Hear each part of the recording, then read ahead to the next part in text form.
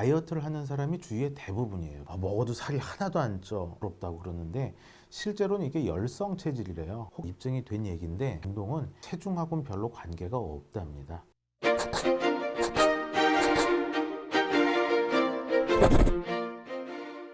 안녕하세요. 신경 쓰이게 신경 써주는 신경과 전문의 이한승입니다. 이게 유튜브를 처음 하다 보니까 오프닝을 짜는 게 내용 만들기보다 더 어렵더라고요. 그래서 오늘도 오프닝은 못 만들었습니다. 바로 본문으로 넘어갈게요. 제가 맨날 먹고 자고 싸고 이런 얘기를 하는데 늘 여러분께 이제 잠의 중요성, 왜 자야 된다 뭐 이런 얘기를 종종 드렸었거든요. 그래서 이번에는 먹는 걸로 좀 해보려고요. 자, 현대인의 대부분은요, 다이어트를 하는 사람이 주위에 대부분이에요. 그게 왜 그럴까? 그리고 우리는 어떻게 해야 될까? 배는 도대체 왜 고픈 거고 우리는 어떻게 대처를 해야 될까? 오늘 주제가 되겠습니다. 인류에 대해서 우리가 스스로 좀 알아야 돼요. 먹어도 살이 하나도 안 쪄. 나는 뭐 물만 먹어도 살쪄.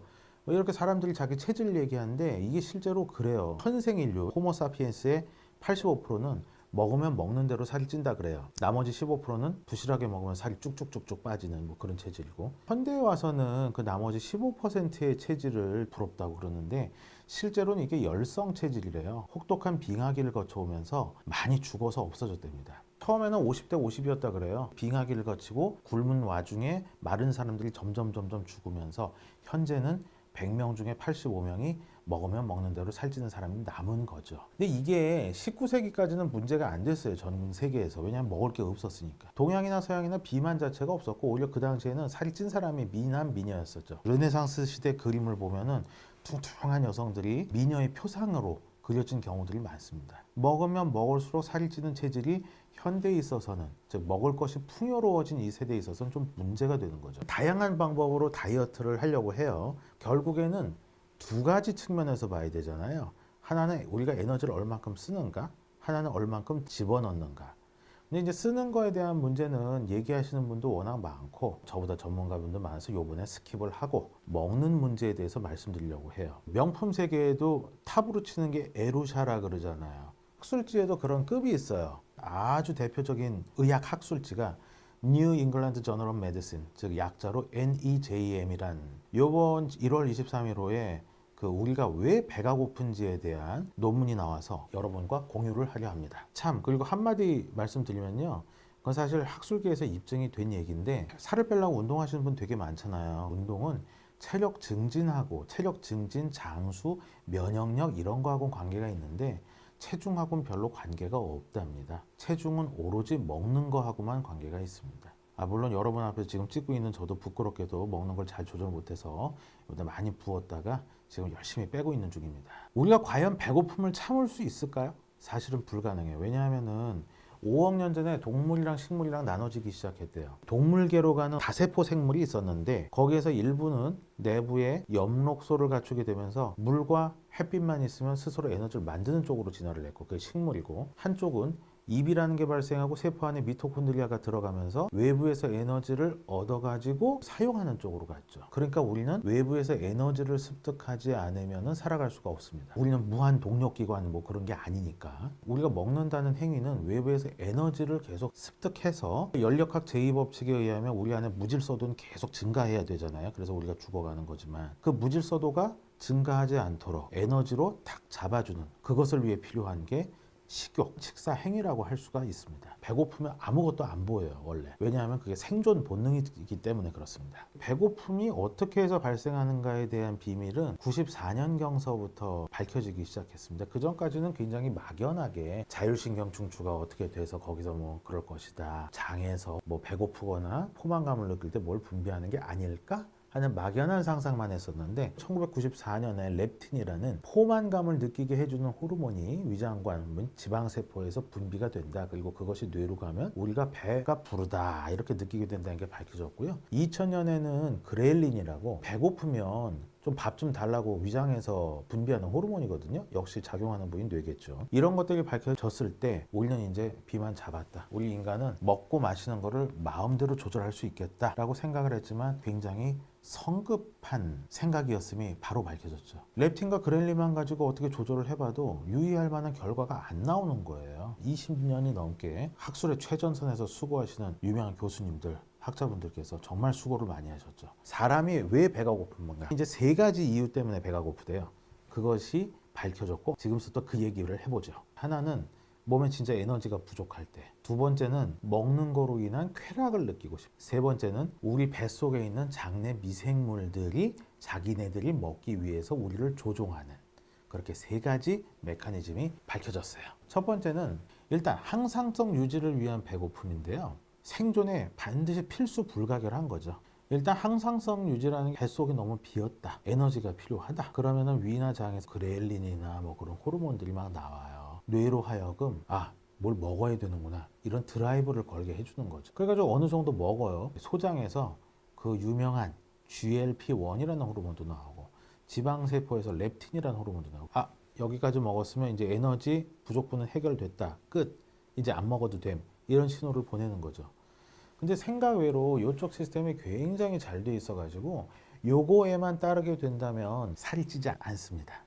두 번째, 쾌락을 위한 배고픔, 이게 문제인데요. 구석기 시대는 없었대요. 신석기 시대부터 나타나는 게 거의 분명하대요. 왜냐하면 먹을 게 풍부해지면서. 구석기 시대에는 물 한 번 먹으려면 저기 냇가까지만 한 500m 가야 되고, 고기 한 번 맛보려면 그냥 일주일씩 어디 가서 사냥을 해야 되고, 그러기 때문에 쾌락을 위해 먹을 만한 게 없었는데, 신석기 시대에 농업혁명이 일어나면서 남는 식량이 생긴단 말이죠. 우리 뇌 자체가 워낙 먹을 것이 없는 오랜 세월을 살아왔기 때문에 달고 짜고 기름진 거, 이거에 아주 환장을 하거든요, 뇌가. 그래, 그런 거 있으면 일단 먹으려고 그래. 먹으면 또 기분이 좋게 돼 있어요. 진화 생물학적 입장으로 보면은 달고 짜고 기름지고 이런 칼로리도 높고 나트륨도 많이 들고 이런 걸 거부하는 어떤 입맛을 가진 사람들은 도태됐다고 생각을 하죠. 여하간에 우리 뇌는 원래 그 세팅이 돼 있어요. 먹을 게 없던 시대에는 그걸 추구할 수가 없었는데 식량이 풍부해지면서 이제 그걸 추구할 수 있게 된 거죠. 그리고 어느덧 문화로 자리 잡았고요. 그래서 우리가 흔히 입이 심심하다라고 표현을 하는 게 바로 이 쾌락을 충족시키기 위한 배고픔, 허기라고 보시면 돼요. 방금 전에 말씀드렸던 항상성 유지를 위한 배고픔과는 좀 다릅니다. 뇌에서 특히 감정을 지배하는 변연계, 이런 거에 영향을 많이 받고요. 그 다음에 외부 자극의 영향도 많이 받는다고 돼 있어요. 그러니까 음식 냄새, 뭐 맛있는 향기, 맛있게 먹는 모습을 보여주는 TV 광고, 이런 거에서 상당 부분 영향을 받는다고 돼 있습니다. 그 텔레비 하루 종일 켜놓고 소파에 이렇게 반쯤 누워서 계속 이렇게 감자칩 같은 거 먹는 거, 그것이 바로 그 쾌락을 위한 배고픔의 어떤 전형적인 형태라고 볼 수가 있는 겁니다. 여러분 절대 그러시면 안 돼요. 그 다음에 마지막 게 최근 10년 내에 밝혀지고 있는 배고픔인데요. 장내 미생물들에 의한 배고픔입니다.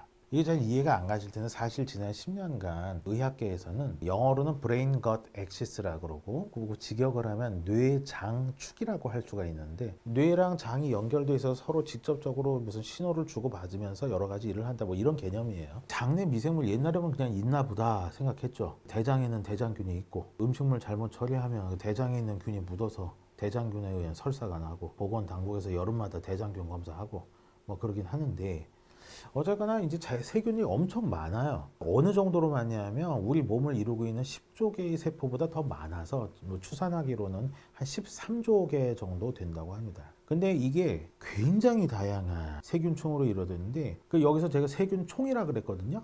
세균층이 아니라 세균총이에요. 그 총자가 모일 총자래요, 한자로. 엄청나게 많은 세균들이 살고 있고, 자기네들도 필요한 먹이가 있을 거 아닙니까? 그것을 공급해달라고 우리 뇌를 자꾸 뒤흔드는 거죠. 불현듯 오늘은 왠지 좀 기름진 게 먹고 싶네, 난데없이 오늘은 좀 뭐 토마토가 많이 먹고 싶네, 난데없이 그런 생각이 들 때가 있는데, 그런 생각의 상당 부분이 세균에 의한 거라 그래요. 사실 우리가 그 방금 전에 말씀드렸던 쾌락을 위한 배고픔, 뭐 이런 거 되게 잘 프로세스 되는 음식들, 즉 달달한 빵이라든지 그런 것들이 먹고 싶은 건, 이거는 이제 쾌락을 위한 게 맞는데, 난데없이 왜 뭐 샐러드가 샐러드는 칼로리도 없잖아요.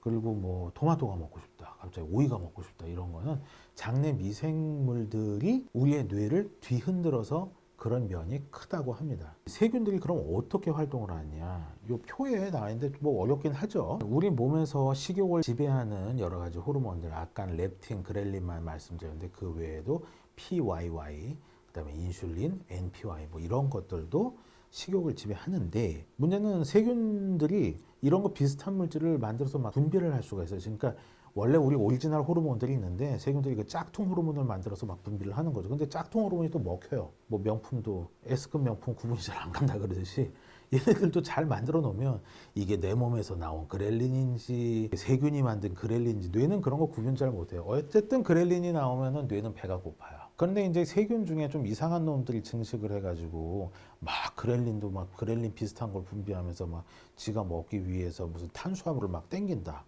이렇게 생각을 해봅시다. 그러면 계속 먹어도 허기는 질 것이고 계속 살찌는 것만 들어가고 그러면 굉장히 비만하게 되겠죠. 근데 실제로 마른 사람과 비만한 사람의 세균총이 다르대요. 아직까지 그걸 상업적으로 이용은 못하고 있는데 그 실험적으로는 이제 특히 쥐 실험이 되겠는데 굉장히 마른 쥐의 대장내 세균을 뚱뚱한 쥐한테 이식을 하면 살이 빠진다고 합니다. 그래서 사람들도 대변 이식 요법을 갖다가 연구는 하고 있는데 글쎄 워낙 어려운 기법이고 그래가지고 아직까지 대중화가 많이 된 것 같진 않아요. 여하간에 장내 세균의 세계가 그렇게 굉장히 다양하다. 장내 세균총의 세계는 굉장히 복잡하고 다양합니다. 그리고 모르는 부분도 많고요. 워낙 그 카오스의 세계라서 그걸 다 밝혀내려면 시간이 많이 필요할 것 같아요. 근데 이제 우리가 장내 세균을 조절할 수 있는 방법이 거친 방법이긴 하지만 두 가지 방법이 있긴 해요. 흔히 들으실 거예요. 프리바이오틱스하고 프로바이오틱. 프로바이오틱스는요, 장내 유익체를 말하는 거죠. 흔히 유산균으로 통칭되는데 어쨌든 장에 유익한 세균을 직접 먹는 거. 그래서 뭐 프로바이오틱스. 그 대표적인 게 무슨 유산균 배양한 어떤 요구르트 같은 걸 의미하는 거고. 프리바이오틱스는 뭐냐 하면은 유익한 세균들의 먹이, 걔네가 증식하고 잘 살아가기 위한 어떤 먹이와 물질을 주는 거죠. 프로바이오틱스야 뭐 유산균을 드시면 되는 거고, 근데 유산균은 너무 비싼 거 드실 필요는 없어요. 달달한 유산균은 의미가 없고요. 프리바이오틱스 같은 경우에는 대표적인 아스파라거스, 마늘, 양파, 바나나, 아티초크 뭐 이런 것들이 들어가는데 생각보다 많아요. 특정 어떤 물질을 많이 먹는다 보다는요, 이런 계통에서는 잡다하게 이것저것을 많이 드시는 게 좋습니다. 통상 색깔이 선명한 야채를 많이 드시면 장내 세균층도 굉장히 좋다 그러죠. 이게 이렇게 할 거예요. 제가 사실은 저는 채식주의자는 아니에요. 사람은 반드시 필수 아미노산을 먹어야 되기 때문에 고기를 먹는 게 필연이라고 생각을 해요. 채식주의를 실천하시는 분들이 몸이 날씬한 건 맞거든요. 즉 그분들의 어떤 장내 세균은 날씬한 몸에 맞춰져 있다. 뭐 이렇게도 볼 수 있을 거예요. 그렇기 때문에 우리가 식욕도 조절을 하고 장내 세균도 좀 마른 사람의 세균을 닮아가기 위해서는 식사 초반에 야채를 많이 먹어야 됩니다. 똑같은 음식을 먹더라도 먹는 순서가 우리